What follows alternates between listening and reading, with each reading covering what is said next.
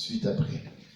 Matthieu chapitre 15, à partir du verset 32, jusqu'à la fin de ce chapitre, c'est-à-dire le.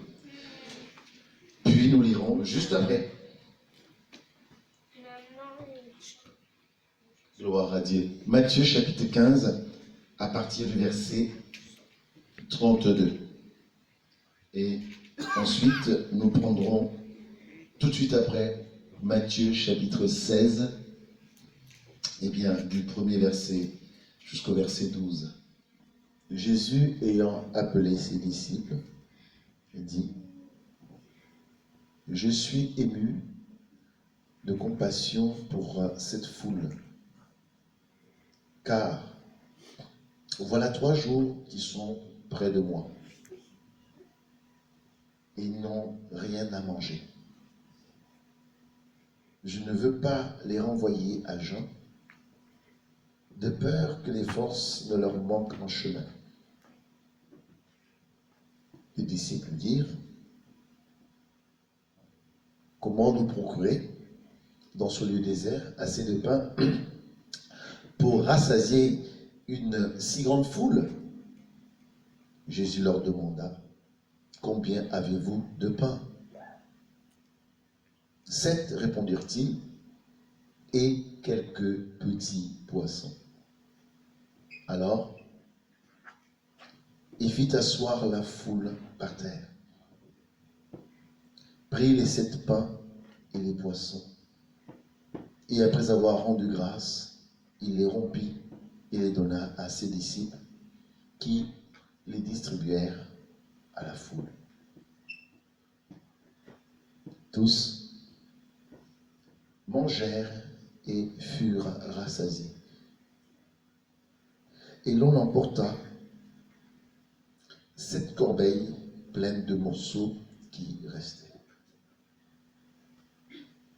Ceux qui avaient mangé étaient 4000 hommes, sans les femmes et les enfants.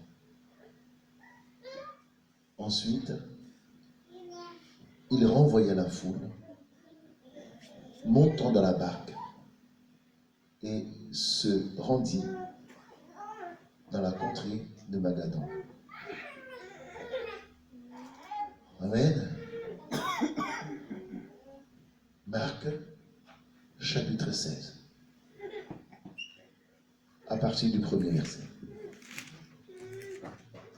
Et ceci jusqu'au verset 12. Marc, chapitre 16.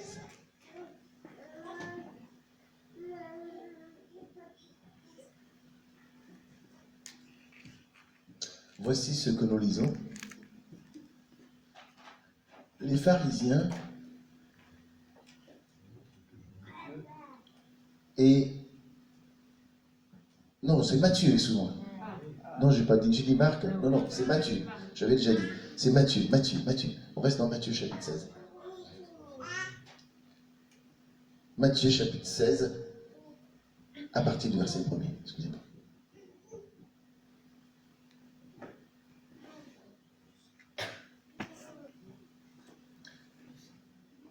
Matthieu chapitre 16, à partir du verset 1er.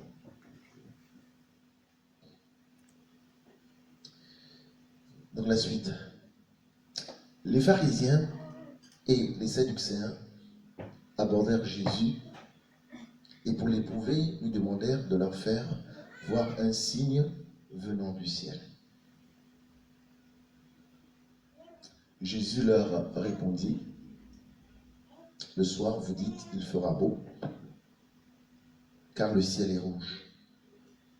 Et le matin, il y aura de l'orage aujourd'hui, car le ciel est d'un rouge sombre. Vous savez discerner l'aspect du ciel, et vous ne pouvez discerner les signes des temps.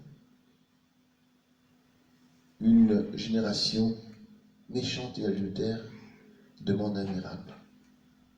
Il ne lui sera donné d'autre miracle que celui de Jonas. Puis il les quitta et s'en alla. Les disciples, en passant sur l'autre bord, avaient oublié de prendre des pains. Jésus leur dit,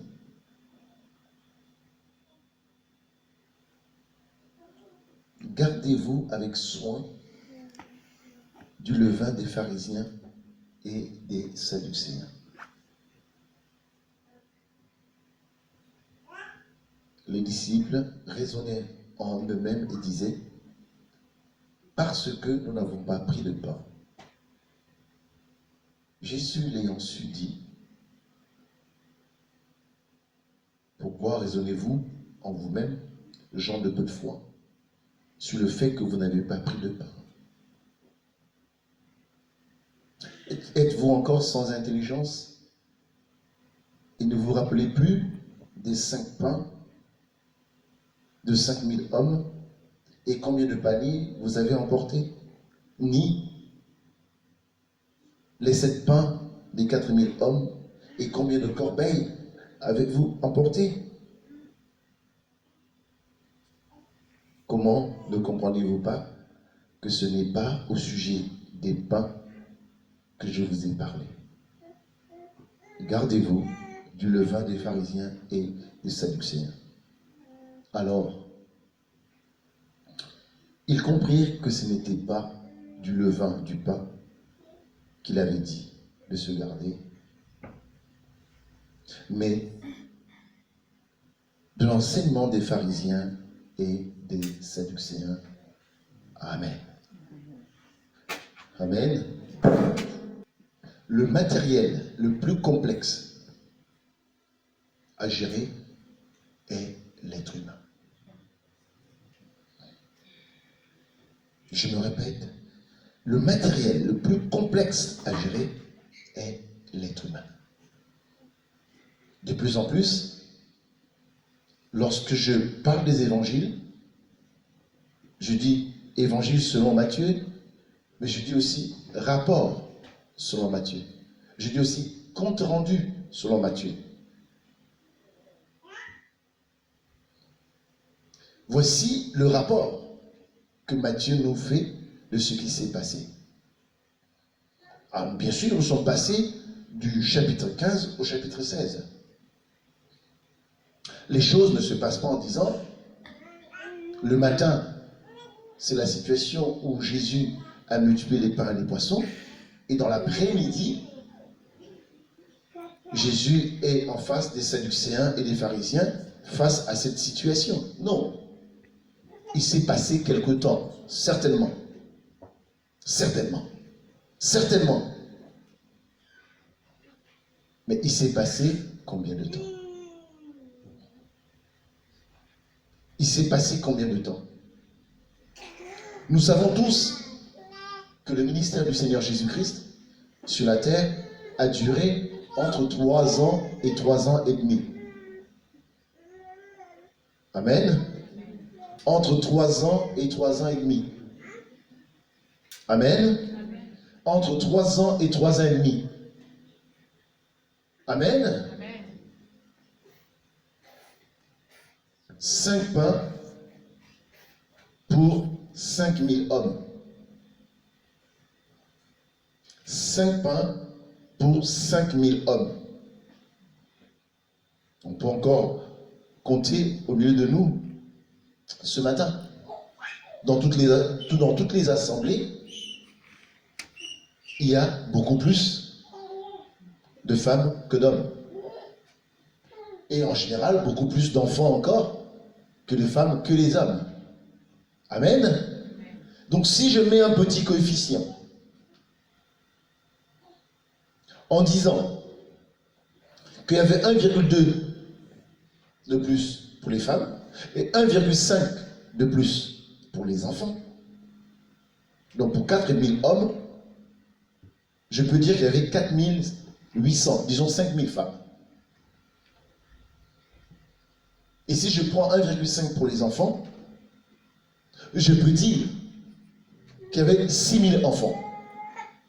Donc, lors de la multiplication des pains et des poissons au sujet des 4000 hommes, L'assemblée, il y avait au moins, je peux dire, 20 000 personnes. Lorsqu'il s'agit des 5 000, il y en avait encore davantage. Peuple de Dieu. Peuple de Dieu. Peuple de Dieu. Croyez-vous qu'ils se sont retrouvés autant de gens? Jésus a multiplié les pains et les poissons. Ils ont mangé, ils ont été rassasiés. Ils pouvaient oublier cette situation. Quel est votre avis? Non. En 3 ans, même en 3 ans et demi, même en 10 ans, ils ne pouvaient pas oublier que Jésus était capable de multiplier les pains et les poissons. Mais et pourtant, là nous lisons bien le texte, le Seigneur leur dit, mais vous ne vous rappelez pas. Vous ne vous rappelez pas, peuple de Dieu, que j'ai multiplié les pains et les poissons de sorte que vous avez mangé, vous étiez rassasiés et vous avez ramené des paniers pleins dans vos maisons, hommes et femmes de peu de foi.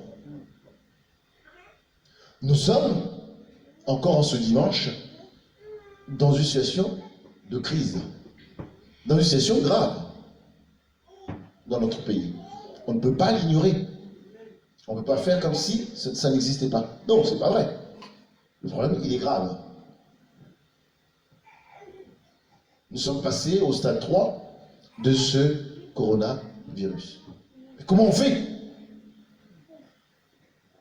Comment on fait? La parole de Dieu répond. Quelle démarche?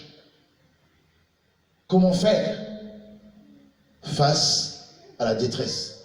Comment faire face à la souffrance? Comment faire face aux épreuves? Amen. Amen. Amen. J'ai envie que chacun de nous, de temps en temps, je le dis toujours, mais prenez le temps d'imaginer Abraham. J'ai envie de dire ce matin, le même ange de l'Éternel qui les avait apparus parmi ces 3 hommes, où sa femme Sarah Meméry disait à Sarah que l'année prochaine, à la même époque, tu deviendras mère.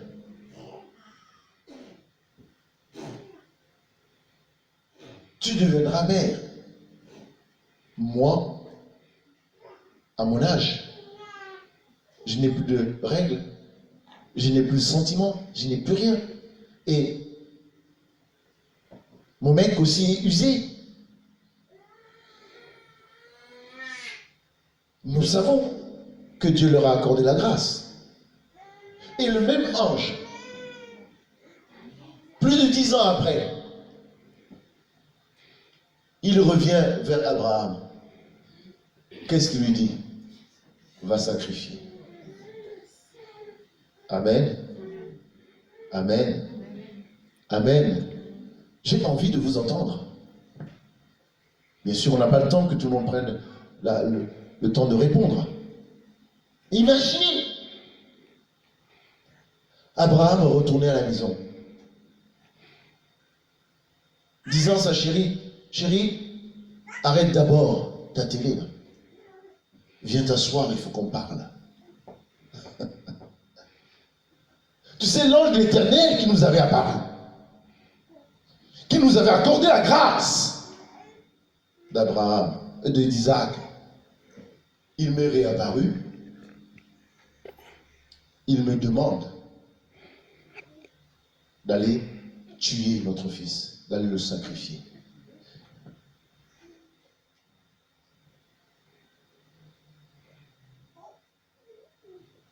Quelle serait la situation dans ce salon-là, dans le canapé en cuir?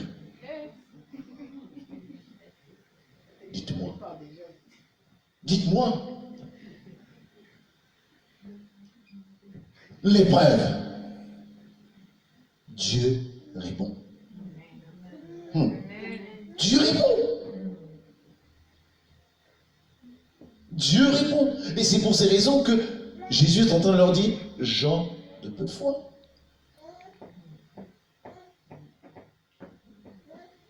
Je suis sûr et certain qu'Abraham se serait permis d'aller voir sa femme pour qu'ils en discutent.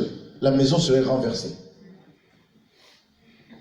Et j'écoutais encore la sœur Joséphine tout à l'heure, qui conduisait la louange, qui disait, Seigneur, mais parle-nous, parce qu'au-dedans, ça pleure, ça tremble, ça panique. Comment on fait, Seigneur?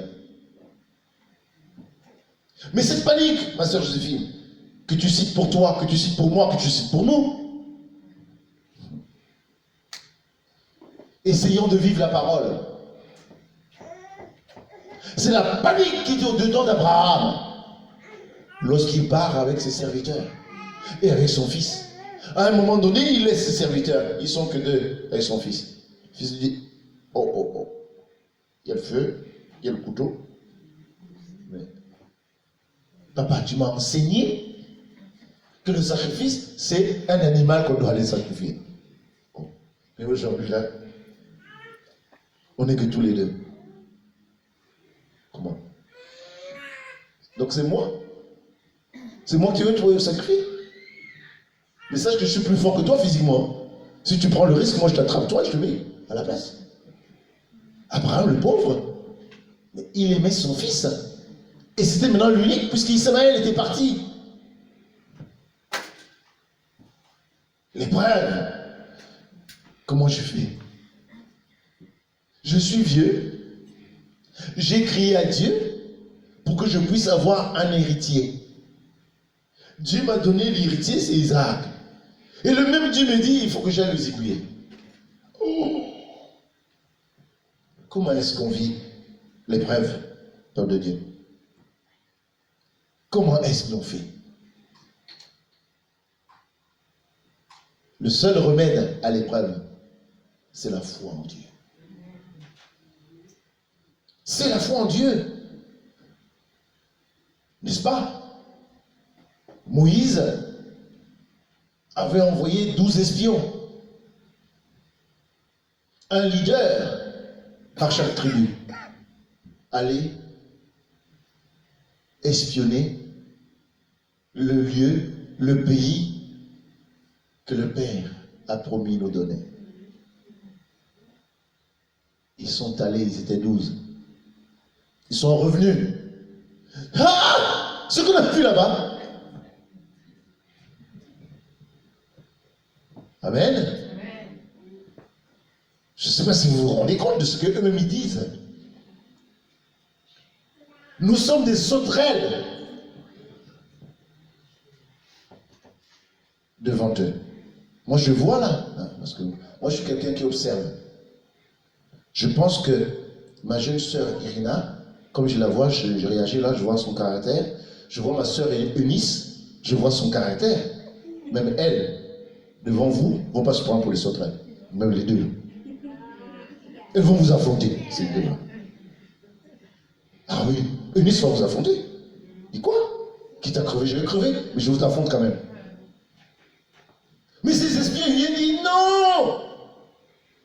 Et ouais, elle a déjà fait deux chaises, elle est en train de pousser son frère, sa mère n'a pas pu le rattraper, il l'a rattrapé, voilà, ça c'est Eunice. Ouais. Il dit je tiens bon. Voilà, elle va encore le voir, elle ne veut pas, Vous voyez? Ça c'est Eunice. Donc Eunice, il vous prend, tiens tête. Il dit vous là, moi je suis pas sauterelle devant vous. Je tiens. Le coronavirus, vous savez comment je peux tenir. Mais moi-même à la croix. En tout cas, moi je prépare déjà ma croix. Là où toi tu es à côté, moi je me mets aussi, j'installe, même si ils ne me mettent pas. Moi-même je vais monter sur cette croix. L'épreuve. Et quand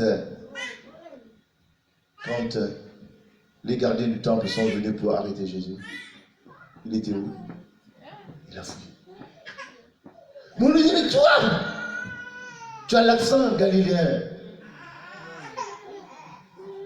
Il dit, je vous jure, devant Dieu, je ne connais pas cet homme. Le même, après la résurrection, Jésus le rétablit pour paître son troupeau. Alléluia! Peuple de Dieu, la gestion de l'épreuve est quelque chose de difficile. La gestion de l'épreuve est quelque chose de difficile. Ne parlons pas trop vite.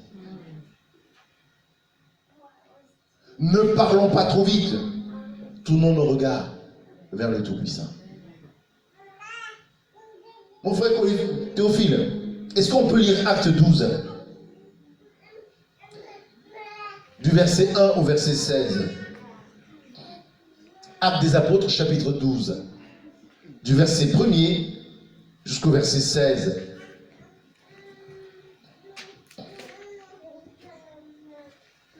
Que nous dit la parole du Seigneur? Oh, gloire à Dieu. Gloire à Dieu. Gloire à Dieu. Acte 12.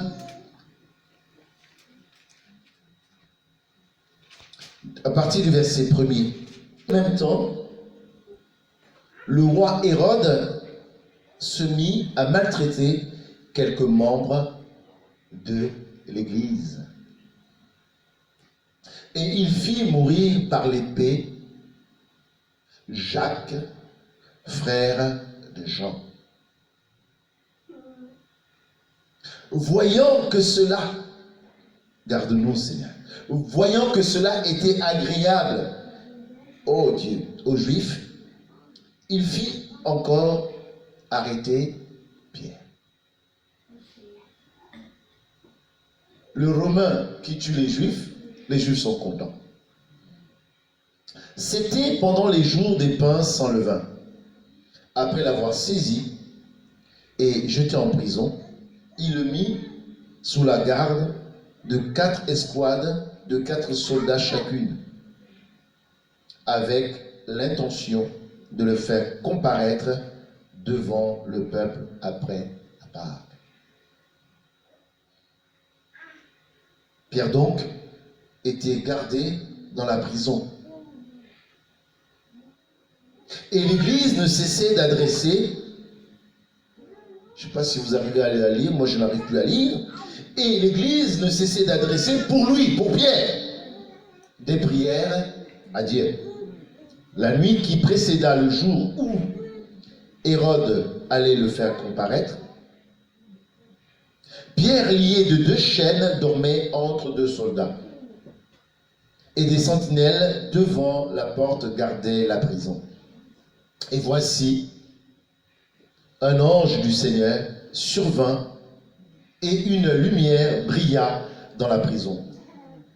L'ange réveilla Pierre en le frappant au côté et en disant « Lève-toi promptement ». Les chaînes tombèrent de ses mains. Et l'ange lui dit « Mets ta ceinture et tes sandales ». Et il fit ainsi. L'ange lui dit encore « Enveloppe-toi de ton manteau et suis-moi ». Pierre sortit et le suivit, ne sachant pas que ce qui se faisait par l'ange était réel, et s'imaginait avoir une vision. Lorsqu'ils eurent passé la première garde, puis la seconde, ils arrivaient à la porte de fer qui mène à la ville et qui s'ouvrait d'elle-même devant eux. Ils sortirent et s'avancèrent dans une rue. Aussitôt, l'ange quitta Pierre. Revenu à lui-même, Pierre dit « Je vois maintenant d'une manière certaine que le Seigneur a envoyé son ange et qu'il m'a délivré de la main d'Hérode et de tout ce que le peuple juif attendait. » Après avoir réfléchi, peuple du Seigneur, il se dirigea vers la maison de Marie, mère de Jean, surnommé Marc, où beaucoup de personnes étaient réunies et priait. Priait. Il frappa à la porte du vestibule. Et une servante nommée Rhode s'approcha pour écouter. Elle reconnut la voix de Pierre. Et dans sa joie, au lieu d'ouvrir, elle courut annoncer que Pierre était devant la porte.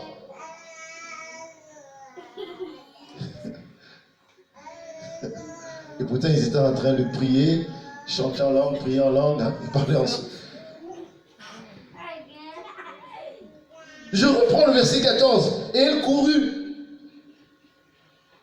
Elle reconnut la voix de Pierre plutôt. Et dans sa joie, au lieu d'ouvrir, elle courut annoncer que Pierre était devant la porte. Et là, ils arrêtent les chants en langue. Et là, ils arrêtent les beaux chants. Seigneur, ta présence, parle-nous, comme disait la sœur Joséphine tout à l'heure. Ah, parle-nous. Que dis-tu, Seigneur? Que dis-tu, Seigneur? Que dis-tu, Seigneur? Là, je lui dis, oh, tu as dit Pierre? Non. Il lui dit, tu es folle. Tu es folle. Tu as perdu ton sens. Il faut qu'on t'amène à Saint-Étienne. Tu es folle. Mais elle affirma que la chose était ainsi. Et il dit, vous êtes vraiment des pentecôtistes, quoi. Non, si c'est pas lui, non, c'est son ange. Lui, c'est pas possible. Et il dit, c'est son ange. Cependant, Pierre continuait à frapper. Ils ouvrirent et firent étonnés de le voir. Amen. Amen. Amen. Ils sont dans un temps d'épreuve. Jacques est mis à mort. L'église est persécutée. Pierre est enfermé. La Bible nous dit, il priait pour Pierre. Mais il disait quoi à Dieu alors?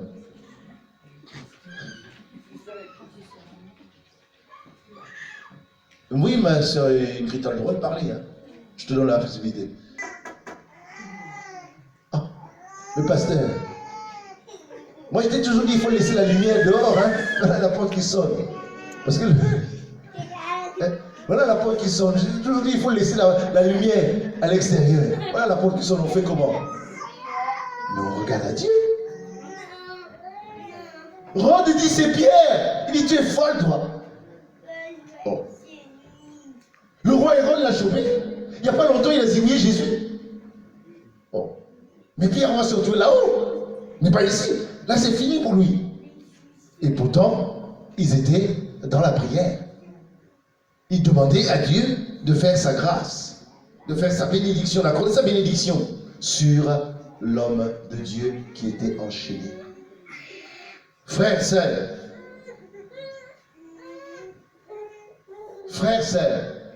je vais terminer par la clé. Nous étions ici vendredi soir, c'était chaud ici, hein? La discussion, waouh, c'était chaud. J'étais presque prêt à être décapité, mais comme je suis prêt, c'était chaud. Mais je vais donner la clé. Je vais donner la clé ce matin. La mesure de notre foi. Nous allons lire dans le livre de Malachie, au chapitre 3, Ancien Testament, Malachie chapitre 3. Le coronavirus a dit comment je peux tenir. Mais moi-même à la croix. En tout cas, moi je prépare déjà ma croix. Là où toi tu es à côté, là, moi je me mets aussi. J'installe, même si ils ne me mettent pas. Moi-même je vais monter sur cette croix. L'épreuve. Et quand les gardiens du temple sont venus pour arrêter Jésus, il était où? Il a fouillé. Mais on lui dit, mais toi, tu as l'accent galiléen. Il dit, je vous jure, devant Dieu, je ne connais pas cet homme. Le même, après la résurrection, Jésus le rétablit pour paître son troupeau. Alléluia! Peuple de Dieu, la gestion de l'épreuve est quelque chose de difficile. La gestion de l'épreuve est quelque chose de difficile. Ne parlons pas trop vite. Ne parlons pas trop vite. Tournons nos regards vers le Tout-Puissant. Mon frère Théophile, est-ce qu'on peut lire Acte 12 du verset 1 au verset 16? Actes des Apôtres, chapitre 12, du verset 1er jusqu'au verset 16.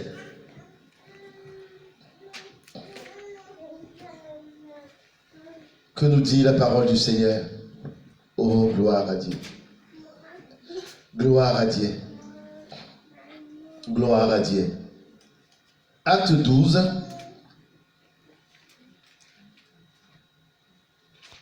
À partir du verset 1er. En même temps, le roi Hérode se mit à maltraiter quelques membres de l'Église. Et il fit mourir par l'épée Jacques, frère de Jean. Voyant que cela, garde-nous Seigneur, voyant que cela était agréable, ô Dieu, aux Juifs, il fit encore arrêter Pierre. Le Romain qui tue les Juifs sont contents. C'était pendant les jours des pains sans levain. Après l'avoir saisi et jeté en prison, il le mit sous la garde de 4 escouades de 4 soldats chacune, avec l'intention de le faire comparaître devant le peuple après la Pâque. Pierre donc était gardé dans la prison.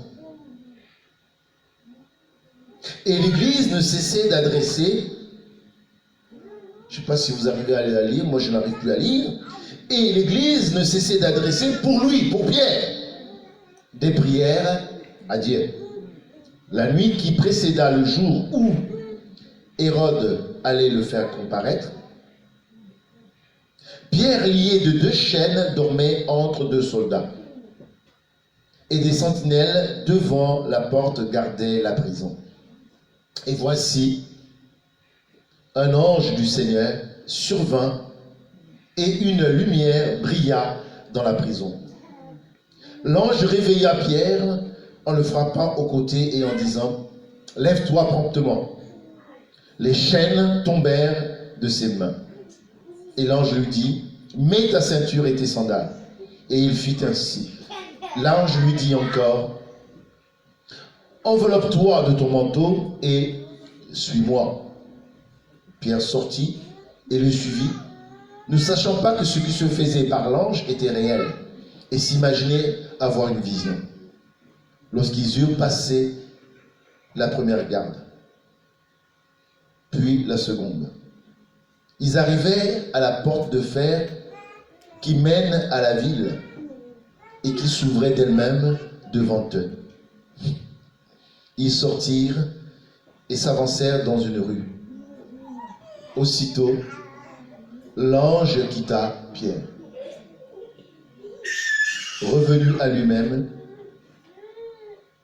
Pierre dit « Je vois maintenant d'une manière certaine que le Seigneur a envoyé son ange et qu'il m'a délivré de la main d'Hérode et de tout ce que le peuple juif attendait. » Après avoir réfléchi, peuple du Seigneur, il se dirigea vers la maison de Marie, mère de Jean, surnommé Marc, où beaucoup de personnes étaient réunies et priaient. Il frappa à la porte du vestibule, et une servante nommée Rhode s'approcha pour écouter. Elle reconnut la voix de Pierre Et dans sa joie, au lieu d'ouvrir, elle courut annoncer que Pierre était devant la porte.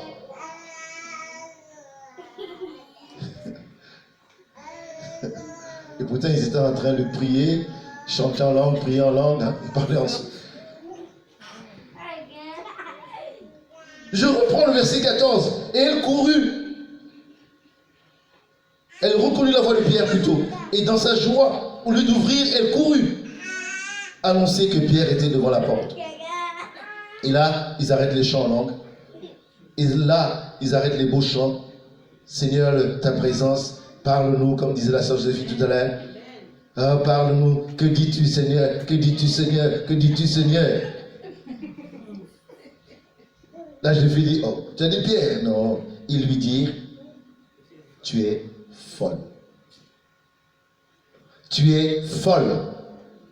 Tu as perdu ton sens. Il faut qu'on t'emmène à Saint-Étienne. Tu es folle. Mais elle affirma que la chose était ainsi. Et il dit, vous êtes vraiment des pentecôtistes, quoi. Non, si c'est pas lui, non, c'est son ange. Lui, c'est pas possible. Et il dit, c'est son ange. Cependant, Pierre continuait à frapper. Ils ouvrirent et firent étonnés de le voir. Amen. Amen. Amen. Ils sont dans un temps d'épreuve. Jacques est mis à mort. L'église est persécutée. Pierre est enfermé. La Bible nous dit, il priait pour Pierre. Mais il disait quoi à Dieu alors?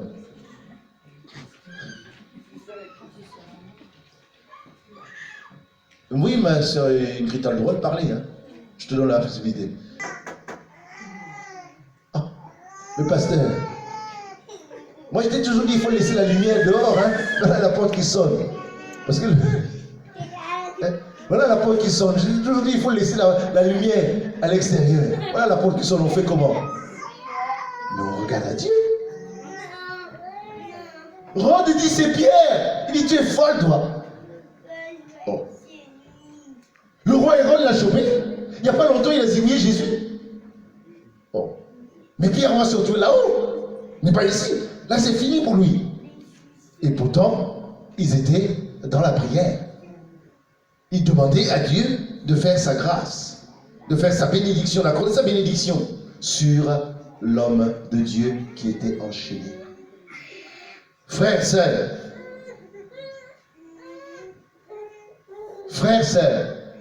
je vais terminer par la clé. Nous étions ici vendredi soir, c'était chaud ici, hein? La discussion, waouh, c'était chaud.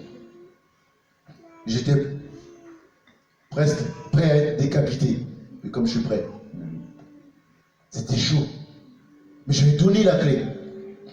Je vais donner la clé ce matin. La mesure de notre foi. Nous allons lire dans le livre de Malachie, au chapitre 3, Ancien Testament, Malachie chapitre 3. Je ne change pas. Et vous, enfants de Jacob, vous n'avez pas été consumés. Depuis le temps de vos pères, vous êtes écartés de mes commandements, de mes ordonnances plutôt. Vous ne les avez point observées. Revenez à moi, et je reviendrai à vous, dit l'Éternel des armées. Et vous dites, en quoi devons-nous revenir? Un homme trompe-t-il Dieu? Car vous me trompez. Et vous dites, en quoi t'avons-nous trompé? Dans les dîmes et les offrandes. Vous êtes frappés par la malédiction et vous me trompez, la nation tout entière. Amen. Amen. Amen. Frères et sœurs, je ne veux pas vous parler de l'argent. Je ne veux pas vous parler de vos dîmes et vos offrandes. Non. Non. Pour beaucoup, nous nous sommes véritablement engagés avec le Seigneur dans toutes ces questions de dîmes et des offrandes. Mais je vais vous montrer quel est notre problème. Notre problème, c'est l'ordre que nous avons donné dans notre vie. L'ordre que nous nous sommes donné dans notre vie. Et c'est pour ces raisons que je parle des sous.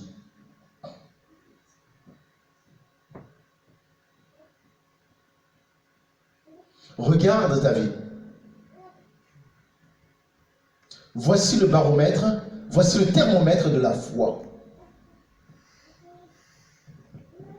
Celui qui s'engage avec Dieu, c'est celui-là, lorsque je reçois ma pension, ma paye, lorsque je reçois ma part financière, je dois commencer par Dieu.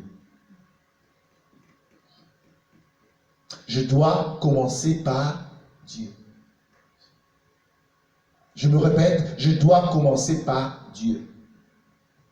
Quand je fais mes projets, quand je fais mes crédits, quand je fais tout ce que je veux pour moi, je dois commencer par Dieu. Et c'est là le problème.